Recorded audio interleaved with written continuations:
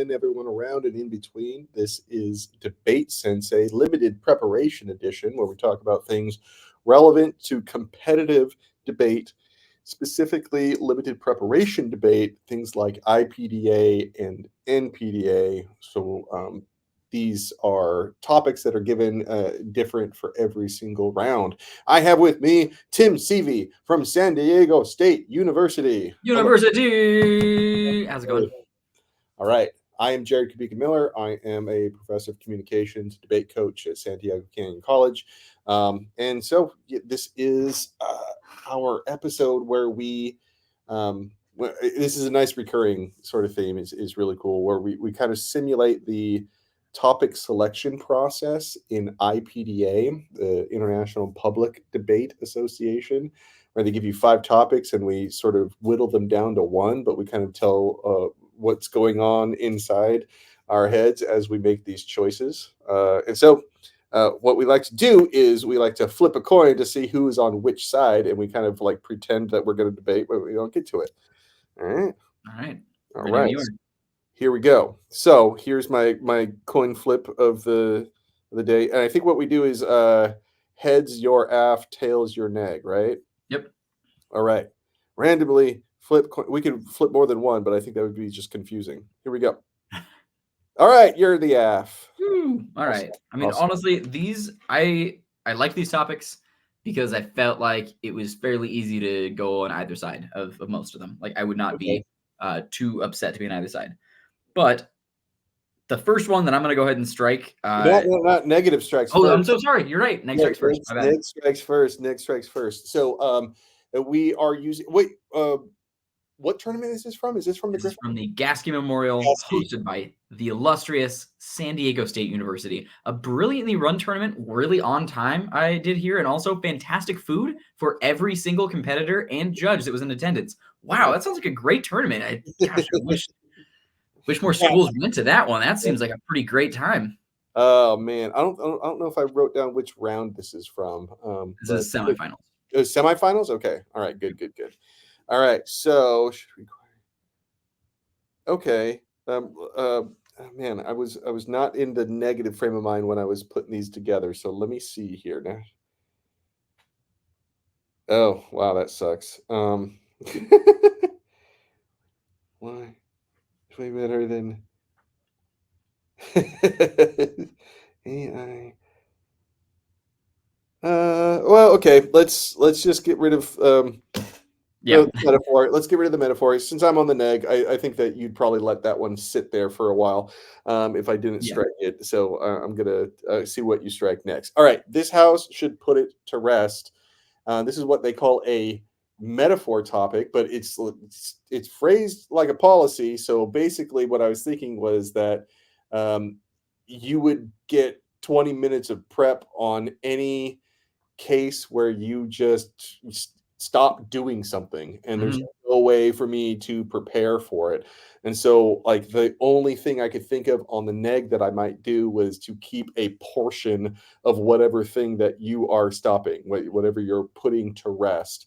Yeah, you can't even do a topicality where like rest is only temporary. Like you could permanently rest something, you could temporarily rest something. Seems like you get a lot of ground, and you have all the justification in the world to run a policy, which I think favors the affirmative. So I can't even do like a tricot argument, whereas you shouldn't be able to run a policy. I think you get a whole lot of ground, and I just don't like that.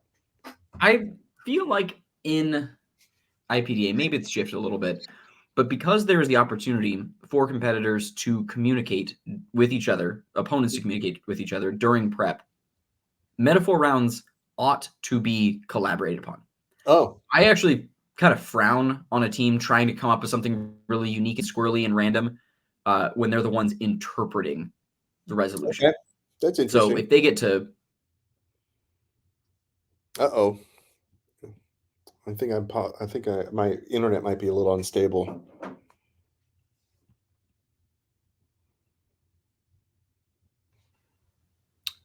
Now I'm back.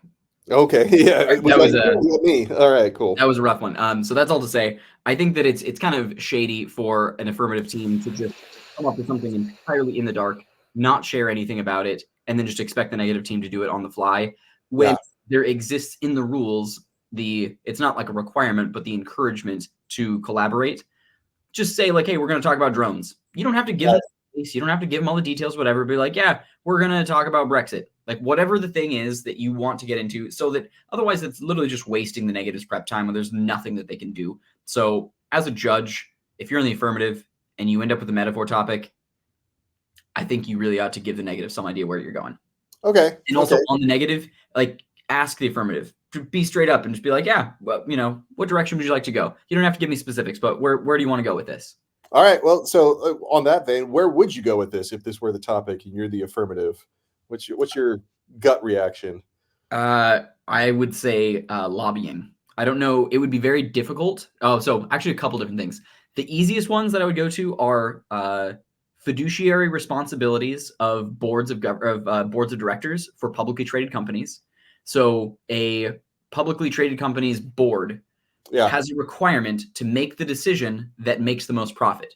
Full stop. That, I believe, contributes to some of the worst evils of capitalism.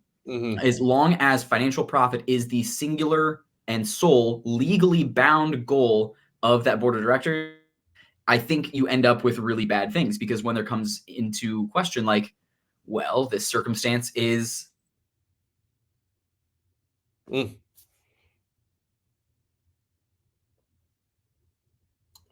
could edit some of these things out. Don't worry. Sorry. Damn. Okay. Yeah. So that's one direct one that I think, like, some of the worst evils that companies do. They're like, yeah, but it's for profit, and like it's to make the stock price better. And I don't think it's ever thinking of other people, or thinking of the environment, or thinking of even the culture they're creating, or the impacts of it. So that's like a one that's a little bit unique. Term limits for Congress is another very easy, straightforward one that I don't think is easy to refute. Like, I think you'd have a hard time saying, like, no, we definitely should have dynastic Congress people that are in power for 40 years. That's a good thing. Like, I think that's a hard one to win on the neg. And then lobbying, I think, is another one that, like, it's a little bit more even ground, so I wouldn't pick it first. But I would just say, like, the worst evils of the political system that we have right now are the way they are because of lobbying. Like, there's really, no reason why this entity, like why, the AARP has such like a death grip on things, or why, like, certain pharmaceutical companies are always going to get legislation passed in their favor, when meanwhile, like, the VA is always getting horribly, underfunded and undersupported and understaffed, when it just comes down to, like, well, Pfizer and AARP, like, as a larger entity representing, like, old folks and their needs for medical goods, is always going to get the policy, whereas, like, Veteran Affairs don't have the same lobbying capability. So you end up with just whoever has the most money wins a legislative standpoint. So okay, all right. So I was okay with this metaphor, but moving on, the next one that I would strike is critical race theory. And it's not because I don't want to debate it. I think it would actually be a cool, interesting debate. Okay. But I think that as soon as I think the what ifs become too broad in a debate like this, of like, well, when the teacher doesn't agree with it and then they teach it incorrectly, or when students, start getting really upset about it, whatever. I think that as soon as something is like a hot button and now it is a required thing specifically for schools, I don't like those debates, because I don't think you end up being able to state, like, here's a big enough harm, and then especially, like, from a solvency standpoint, being able to really come through the other side with, like, and then everyone is more understanding as a general population. I don't actually buy that for required, especially like federally required curriculum. Right. Like, as an educator, I think I would definitely be honing in on the what are you solving for this one. To be like, you have to pretty clearly articulate some harms that critical race theory in K through 12 would solve, and I have my doubts about that. Right. I have no problem teaching it. Like, I think that would be, I think that's awesome. That I'd be doing it. But, like, in a debate, I'm kind of like, no, I'm going to hold you to some burdens on making it a requirement. Right. It's like, if colleges just sort of organically, not colleges, but K through 12 organically decide to start incorporating it. I'm like, that's kind of how education is supposed to work. But like, Yeah.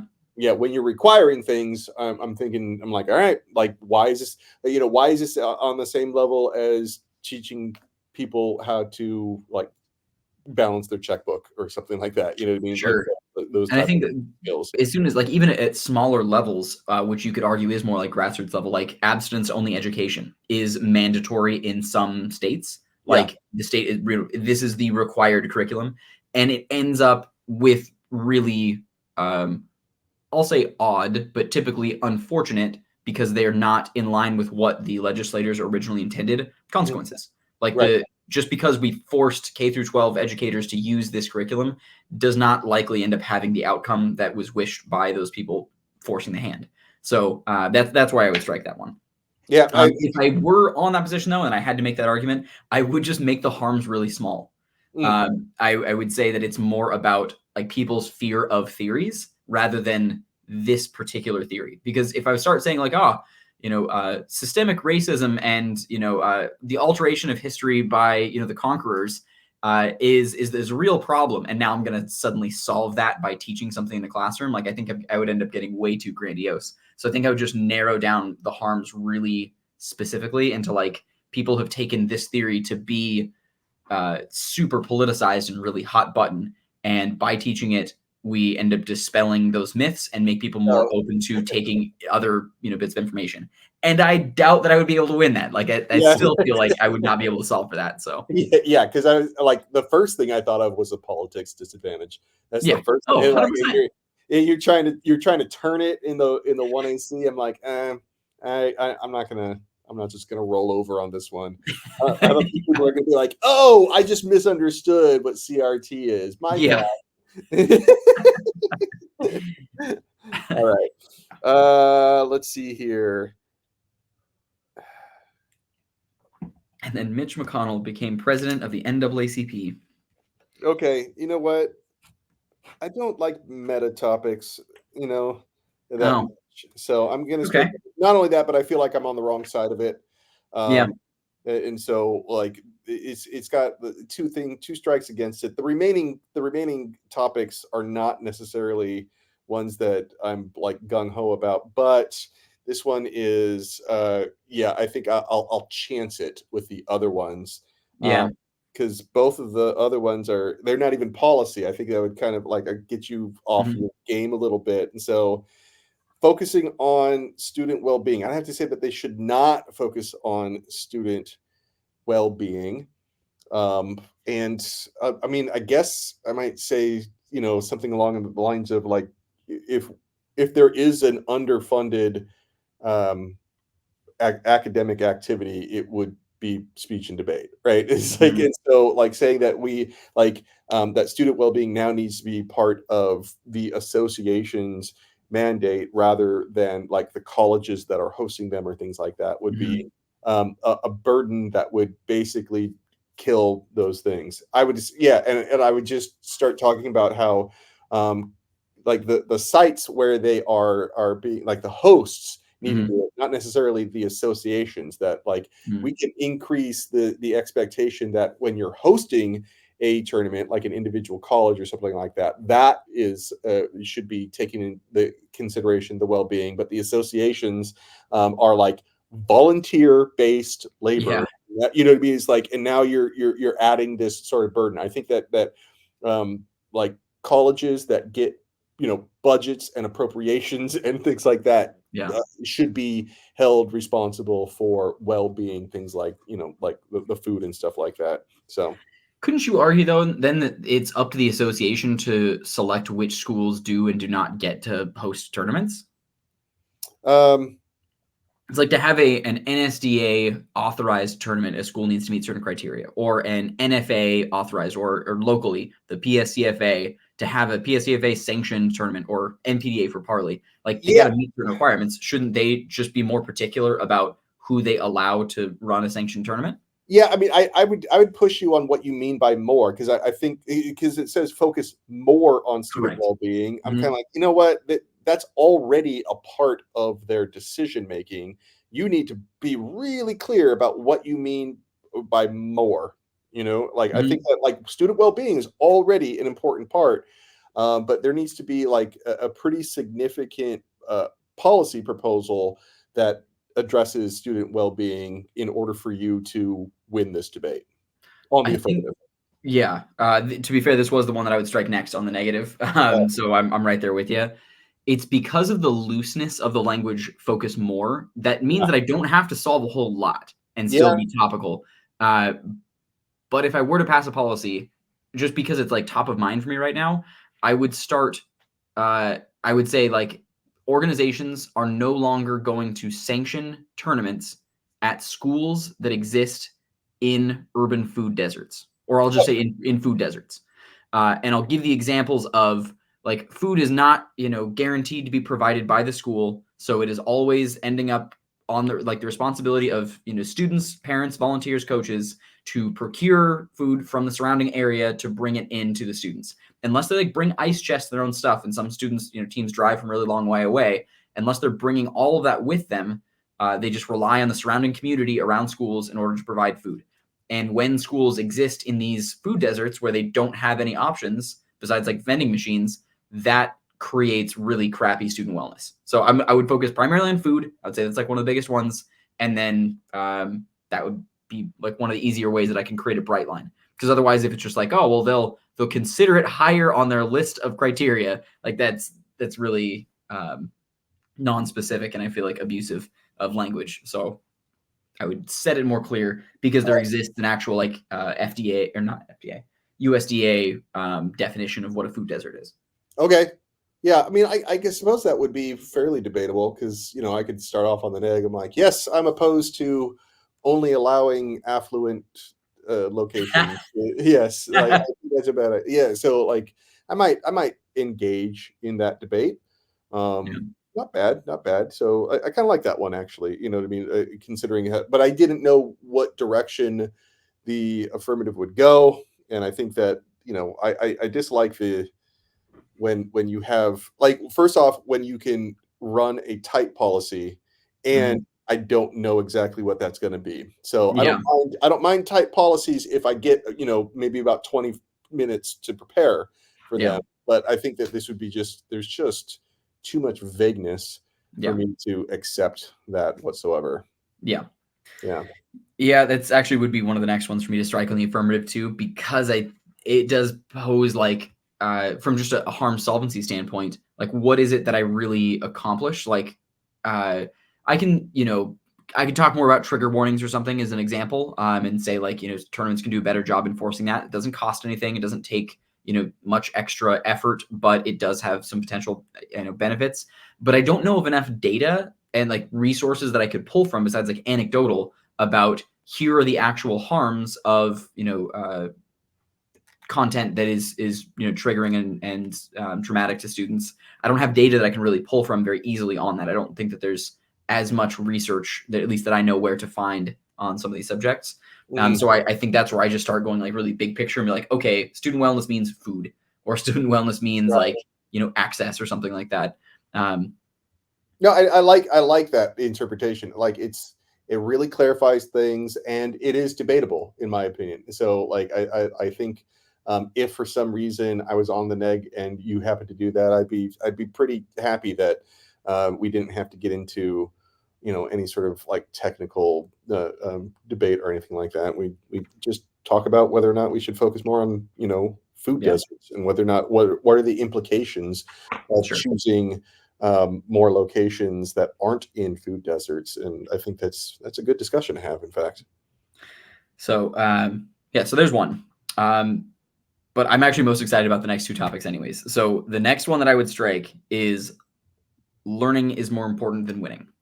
Okay. Winning conflicts, learning is better than winning, excuse me. So I judged this in the semifinal round. Okay. And it was terrible. Oh, it was not good debate at all, unfortunately. So the reason for that is that this is, as I see it, a sequencing argument. So oftentimes when you get these like winning conflict things, it can become sequencing of like, you have to have this in order to get this. The problem was both teams just chased each other's tails, where it was like, well, you can't win without learning. Well, you can't learn without winning, and on and on and on it went. And they never really engaged beyond that single yaha nuh-uh debate. And so that was a little bit challenging and like a little bit of a coin toss as a judge. I think I would still have fun with it by starting to like plant some flags in the ground about like, this is why, very specifically, learning has to be more important than, or has to precede winning. Mm-hmm. So, and like the students, I think, did a fine job of giving some of these examples, but the problem is they were just examples and they weren't mutually agreeable facts or something that both sides can really stand behind. And so it just became like a war of competing examples.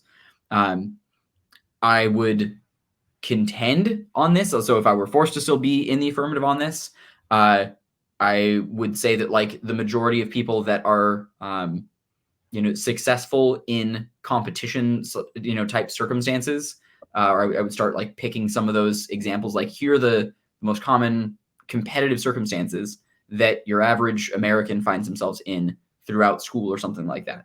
Mm-hmm. And point out that like those wins don't tend to translate to much of anything. It's more like the participation in the activity is more of like what's important, and that like learning can have bigger impacts than that. I see why it was still difficult for these students. So when I say it was bad, that's not to disparage them. It's a little bit of a mushy topic, but okay.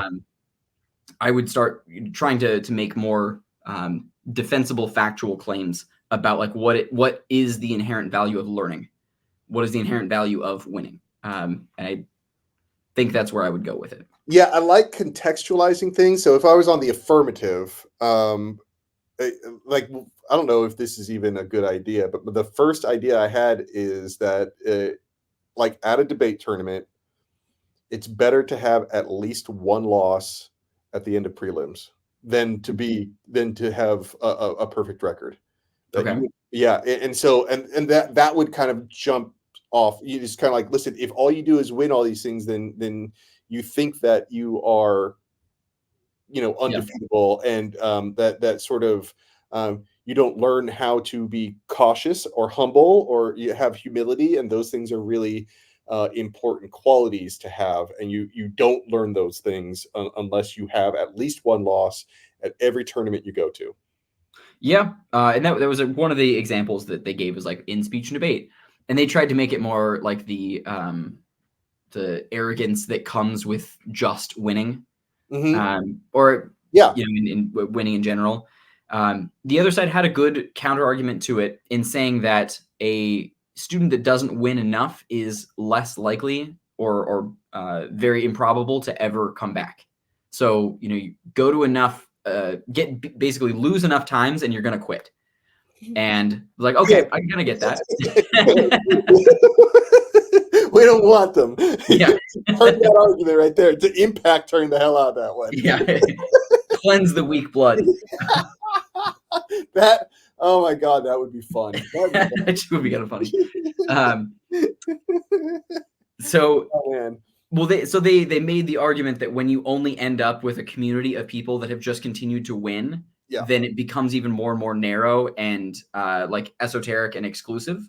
And I was like, okay, I actually kind of get that. Like, I appreciate that. Like, when you do end up with like a community of people that just have been rewarded for what they do, they're less likely to listen to and consider alternative perspectives and whatever, because they've been reinforced, like using as a learning model. Wins end up giving this positive feedback, and it's all the endorphin hits and everything that you want, or all the dopamine hits of like positive reinforcement. You're doing good, keep doing that thing. And from that, that's only one mechanism of feedback that doesn't give some of the more important negative reinforcement that comes from losing. And I think they made a good argument to this point of saying, and that was where I liked them saying, like, you lose enough times and you're not likely to keep coming back. If you're not getting enough positive reinforcement, if you don't have enough wins, you're more likely just to leave. Okay. And so even if you do learn something from it, great, you're still not participating, you're not engaging, you're just, I think their contention was like disengaging is the problem. Like once people just like, bail out of something, that's when all learning stops. So if you're winning enough to stay with it, then at least there's enough opportunity for you to learn. But if you just bail on something, you're not likely to learn from it. Okay. So I appreciated that, but it became like this all or nothing, like, well, you either win all of your rounds or lose all of your rounds. Well, no one is in those circumstances, really. So I think what it came down was like, well, it's more or less a wash. So now if we're just taking inherently, like, what does it mean to learn something?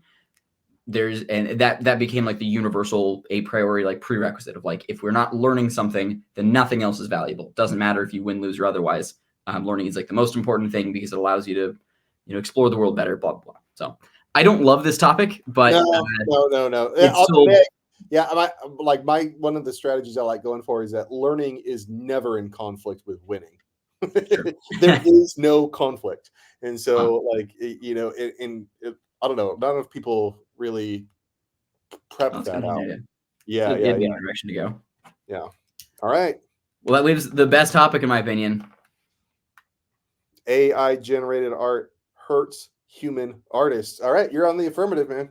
Yeah. I would prefer to be in the negative for this one, but I like it for both, honestly.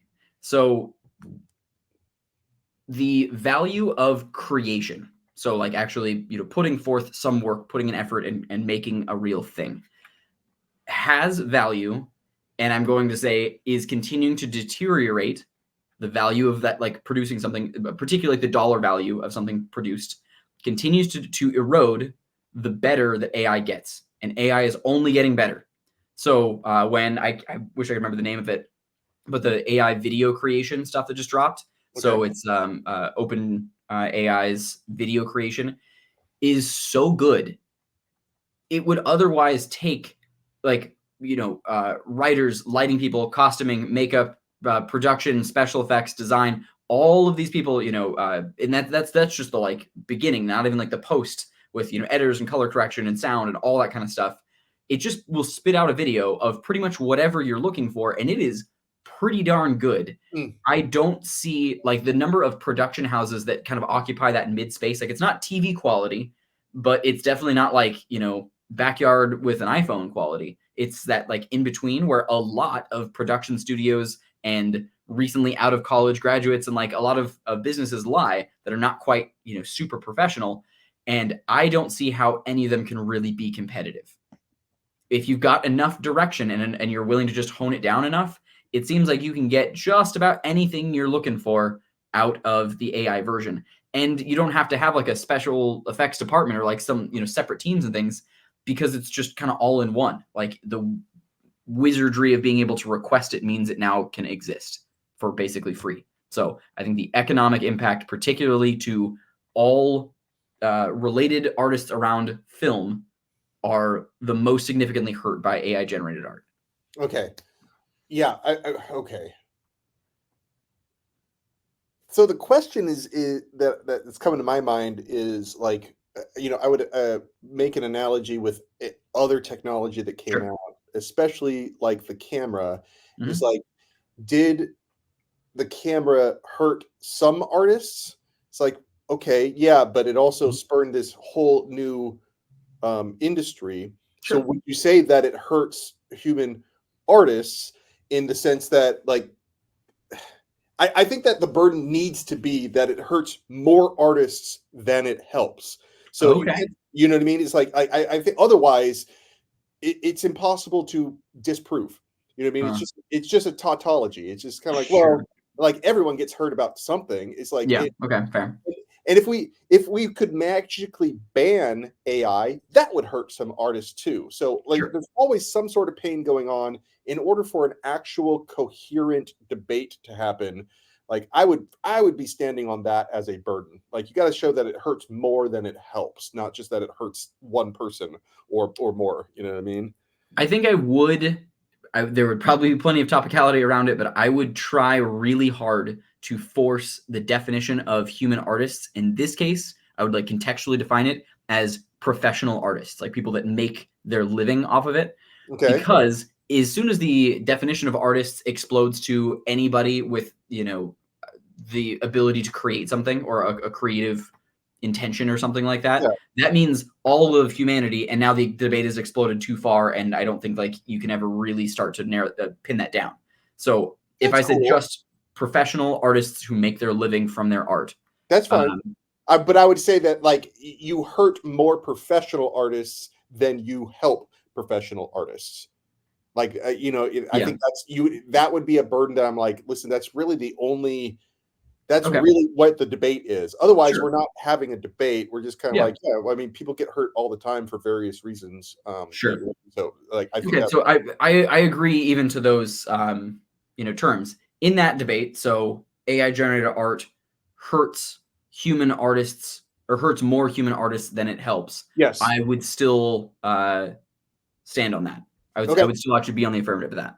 Yeah, I might point to, so like even when you're talking about like the video production stuff about how unions are responding to it, and you know, it's like these tools are actually helping those particular artists, right? Like what they're doing is they're taking ownership over it. It's like, no, this is our tool to lessen our workload.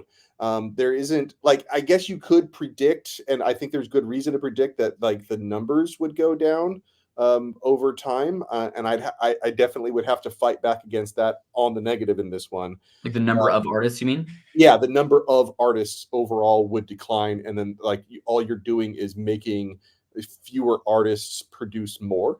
And I think that's a very valid argument, and I don't know if I have a really good answer to that, but at least for right now, AI, and I might even talk about how hurts being like a present tense.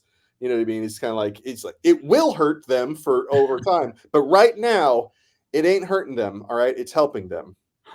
So like I might put a little sort of time issue on that. It's like we got to talk about what's it doing right now. I'm going to say that like the SAG-AFTRA negotiations, you know, they actually are put AI in there in order for the writers to, or the writers union, in order for writers to use AI. So that like they like clearly they don't think that it's hurting those artists, and that like that all that's going to happen is that artists are going to use this new tool, and therefore it doesn't hurt them. It just is another way of producing things. It is the evolution of art.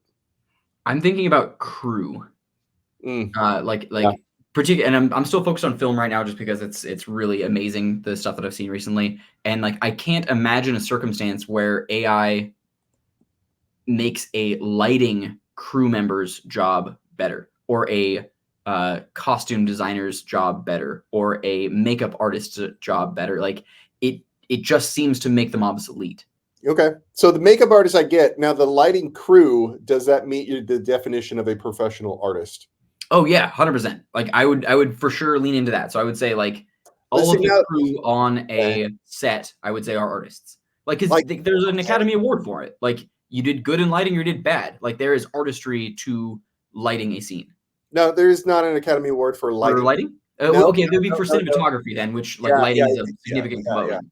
Okay. So makeup, costume, I mean, even like post, like color correction or like sound mixing or whatever. Like maybe sound mixing still requires AI enough. Like it's a tech, like post probably can use AI to their advantage. But I'm thinking of like all of the people that are on scene making stuff. I guess you could probably argue like there's a degree of non-uniqueness, like more and more film is done with AI, or excuse me, is done with like computer generated imaging. So like look at a set for a Marvel movie. It's just green screen everywhere and they're attached to wires. So like there isn't a, you know, any of the things that existed previously. So like that is already changing. So this is just the next iteration of it. But I don't know. I guess I'm still feeling like a troglodyte looking at like, man, if I were in the makeup industry or I were in, you know, lighting or crew, like any of this crew, I feel for their position. Yeah. I think like the negative would be a difficult spot to be in on that one, but like you got to put a little bit of time into making sure the burdens are, you know, appropriate, you know, because like you're like, okay, professional artists, and then it like starts getting fuzzy. You know what I mean? It's like it's like, well, electricians are now artists. Come on, now. You know what I mean? Like, come on, you know, like they're the electricians union. Like so. When AI does away with the electricians union, we are all screwed. Right. Anyways, hey, that is our episode for this one. It's always fun doing this limited preparation, sort of topic selection thing. We are Tim, Jared, Debate Sensei. We'll see you again in the future, everyone. See you soon.